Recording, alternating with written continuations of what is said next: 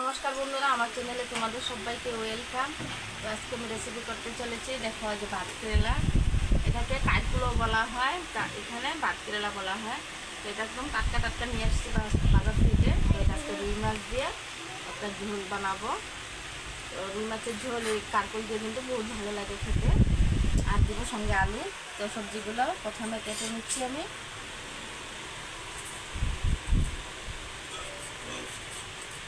এইভাবে একটু হালকা করে ছুলে নেব, খুব বেশি দাবিয়ে ছোলার প্রয়োজন নেই, হালকা করে ছুলে নিলে হয়ে যাবে। তো এই যে কাটা কাটা ভাব যে সেই জিনিসটা শুধু আমি ছুলে নিচ্ছি। তো কাঠগুলো এরকম অল্প অল্প কাটা কাটা ভাব থাকে, অনেক সময় এগুলির মধ্যে বালি ঢুকে থাকে, তার জন্য হালকাভাবে ছুলে নিলে কিন্তু বেশ ভালো হয়। তো কারকল দিয়ে শুধু পুর খাওয়া যায় তা নয়, মাছগুলো কিন্তু ভালো লাগে খেতে পারলে, রান্না করতে পারলে।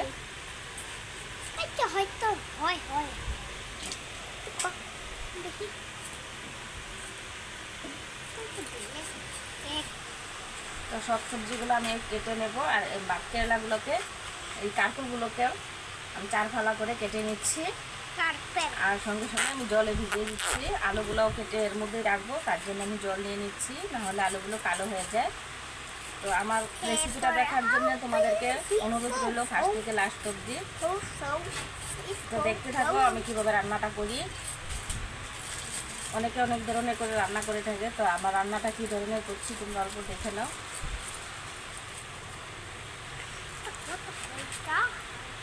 সবজিগুলো সব কেটে নেব এভাবে, আলুগুলো এই সাইজ করে কেটে নেব, একই সাইজ করে।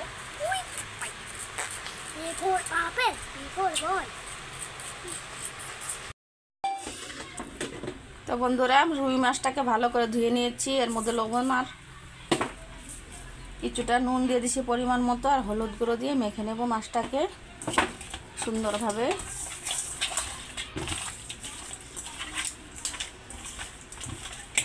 সুন্দরভাবে মাখতে হবে মাছটাকে, না হলে কিছু কিছু মাছে নুন লাগবে, কিছু কিছু লাগবে না। এই জন্য সুন্দর করে মেখে নিচ্ছি হাত দিয়ে কষলে কষলে।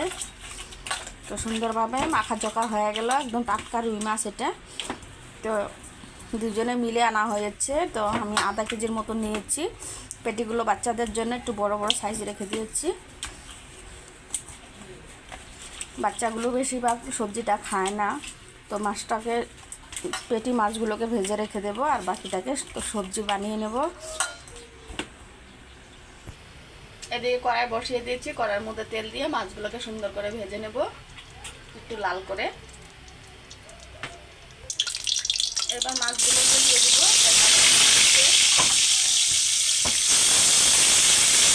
অল্প অল্প করে মাছগুলো ভেজে নেব। এক পাশটা ভাজা হয়ে গেলে এক পাশটা পাল্টিয়ে দেবো। আর আমি সবসময় সর্ষে তেলে মাছটা ফ্রাই করি, আমার রিফাইনে ভালো লাগে না। তো সর্ষে তেলটা দেওয়াতে মানে মাছের ফ্লেভারটা আরও সুন্দর আসে, তার জন্য আমি সর্ষে তেল দিয়েই সবসময় ফ্রাই করা হয়, রান্নাটা হয়, মাছের ঝোলটা সর্ষে তেলেই সম্পূর্ণটা করা হয়। তো মাছগুলো সুন্দর উল্টিয়ে পাল্টিয়ে ভেজে নিচ্ছি। তো মাছগুলোকে এখন নামিয়ে দেবো, আর বাকি মাছ সমস্ত মাছগুলোকে এভাবে সুন্দর করে ভেজে নেব। সম্পূর্ণ মাছ ভাজা হয়ে গেছে, এবার ঝোলটা রান্না করব। মাছগুলো ভেজে নিয়েছিলাম, এবারে অন্য একটা কড়াই নিয়ে নিচ্ছি, অল্প একটু বড়, কারণ এটা নাড়াচাড়া দিতে ভালো হয় সবজিটা কষানোর জন্য, তাই আমি বড় কড়াইটা এবার নিয়েছি। তো এবার কড়াইতে আমি সরষের তেল দিয়ে দিচ্ছি। আজকে আর মাছের তেলে রান্না করব না। তো কম মশলা দিয়ে কেমনে আমি মাছের ঝোলটা রান্না করি দেখো, আর খেতেও দুর্দান্ত টেস্ট হয়, সেটাই তোমাদের সাথে শেয়ার করছি, এই কারকলের রেসিপিটা। তো এবার কড়াইতে আমি দিয়ে দিচ্ছি কালো জিরা অল্প।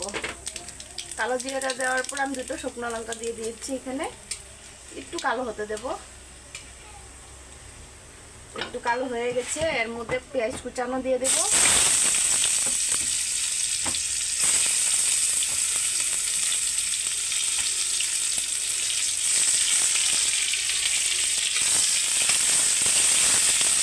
পেঁয়াজটাকে খুব লাল করার প্রয়োজন নেই, 1-2 মিনিটের মতো নাড়াচাড়া দিয়ে আমি আলু আর করলা কাঁচুটা দিয়ে দিলাম। সেটাও ভালো করে ভেজে নেব, একটু লাল লাল করে আর কি ভেজে নেব। পরিমাণ মতো নুনটাকে দিয়ে দিচ্ছি। মশলাটা ভালোই 5 মিনিটের মতন আমি ভেজে নেবো আর কি, সুন্দর করে।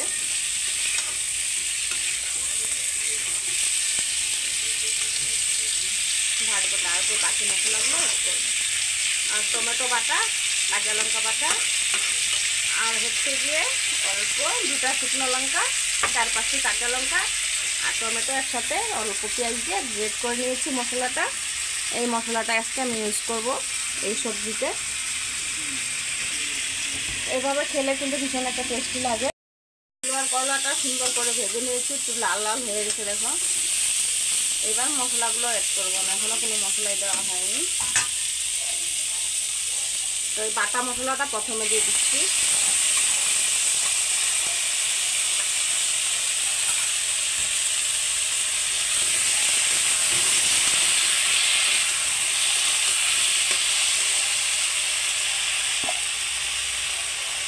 এক চামচের মতন দিয়ে দিলাম জিরা গুঁড়ো,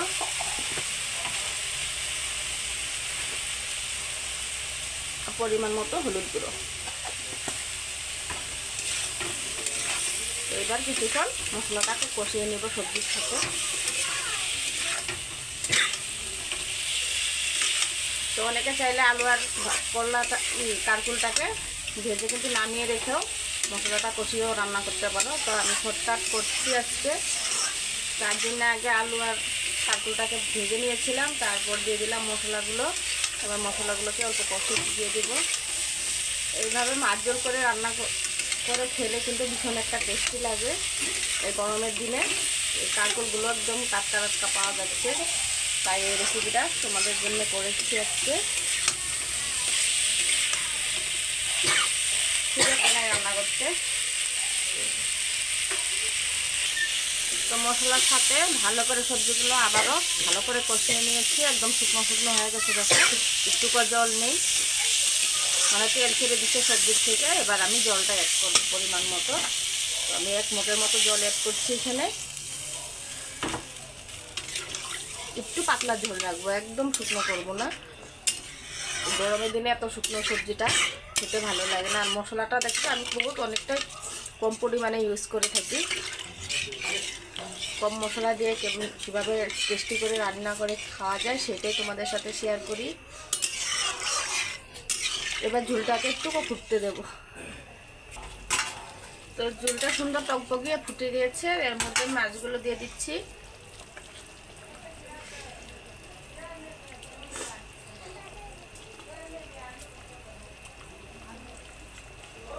এবার আর 2-3 মিনিট ফুটতে দেব মাছের ফ্লেভারটা সুন্দর করে আসার জন্যে। তো সমস্ত মাছ ঝোলটা কিন্তু ফুটে গিয়েছে। তো মাছ দেওয়ার পর আমি আরও 5 মিনিটের মতন ফুটিয়ে নিলাম, কারণ কি মাছের সেন্টটা ফ্লেভারটা একদম সুন্দর সবজিতে এসে যাবে। আর টমেটো দেওয়ার কারণে, টমেটো পেস্ট করে দিয়েছি কারণে দেখো কত গ্রেভি হয়ে গেছে, আর দেখতেই সুন্দর একটা কালার হয়েছে। কম মশলা হলেও কিন্তু টমেটো দেওয়াতে অনেকটাই সৌন্দর্যতা হয়ে গেছে, আর খেতেও ভীষণ ভালো লাগবে। তো এবার আমি নামিয়ে নিচ্ছি, নামার পর তোমাদেরকে দেখাচ্ছি। তো দেখো বন্ধুরা কত সুন্দর হয়েছে, একদম সেই সুন্দর হয়েছে। ঠান্ডা হলে কিন্তু আর একটু গ্রেভি হবে। তো খুব গ্রেভিও করিনি, মিডিয়াম রেখেছি, একদম গ্রেভিও নয় আর একদম পাতলা ঝোলও হয়নি। তো এটা খেতে কিন্তু ভীষণ গরম ভাত দিয়ে ভালো লাগবে। আর এখন গরমের সিজন যেহেতু এই কারকুলগুলো যে এইভাবে রান্না করলে কিন্তু ভীষণ ভালো লাগে। তো তোমরা প্লিজ একবার খেয়ে দেখো রান্না করে, তারপর বুঝতে পারবা কীরকম টেস্ট। তো আজকের রেসিপি এতটুকুই। তোমাদের ভালো লাগলে লাইক কমেন্ট শেয়ার করবা। আর যদি আমার চ্যানেলে নতুন হয়ে থাকো তাহলে সাবস্ক্রাইব করতে একদমই ভুলবা না। তো গরম ঠান্ডা যাই থাকুক না কেন তোমাদেরকে আমি রেসিপি করে সবসময় দেখিয়ে থাকি। তো